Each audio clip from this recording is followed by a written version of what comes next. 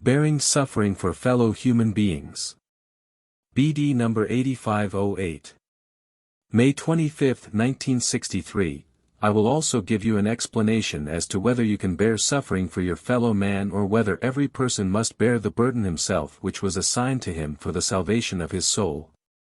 You humans must consider that your soul is supposed to mature fully during your earthly life, that all still immature substances should spiritualize themselves, which happens through love or suffering, for this dissolves the layers which still prevent the light of my love from radiating into the soul. And at the same time such substances of the body which are still immature are also a problem for the human being by causing him all kinds of diseases, and thus, with patience, love and in submission to my will, they should be calmed and therefore spiritualized, which is, after all, your real earthly task, to help your soul towards the greatest possible level of perfection.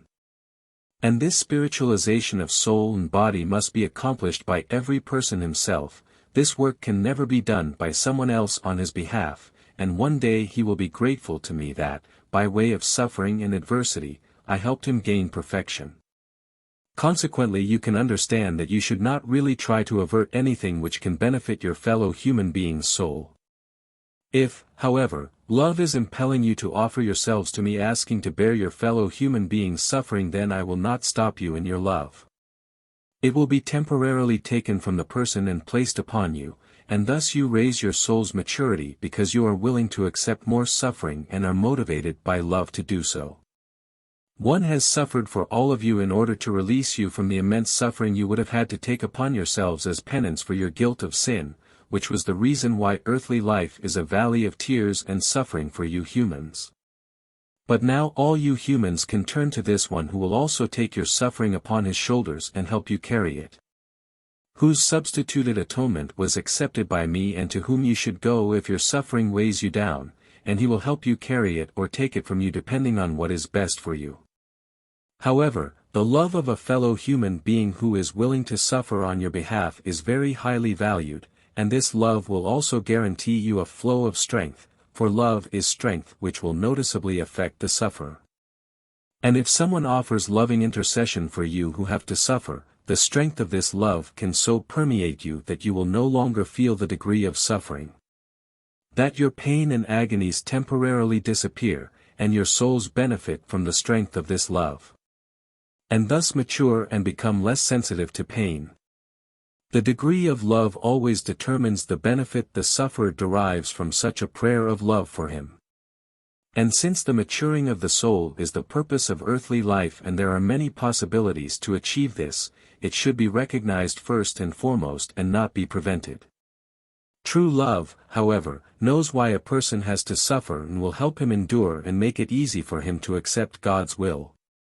And then I will take the cross from him and his soul will have moved a step forwards again. Love and suffering help the soul to reach the goal. If a person still has a low degree of love, then greater suffering often occurs in order to hasten his soul's purification. But this purification of soul can never be achieved by another person's conscious suffering on behalf of the former.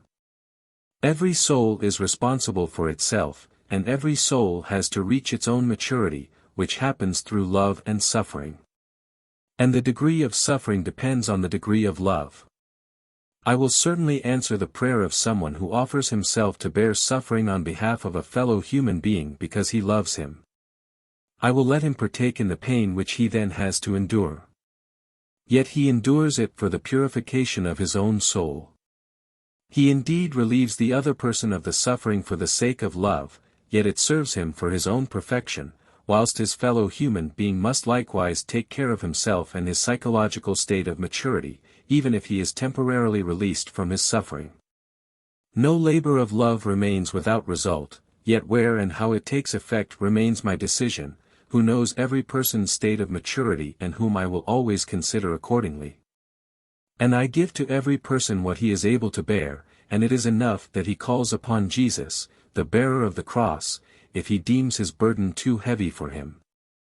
And as long as the human being lives on earth, he has the option to reach the goal of perfecting himself through love and suffering.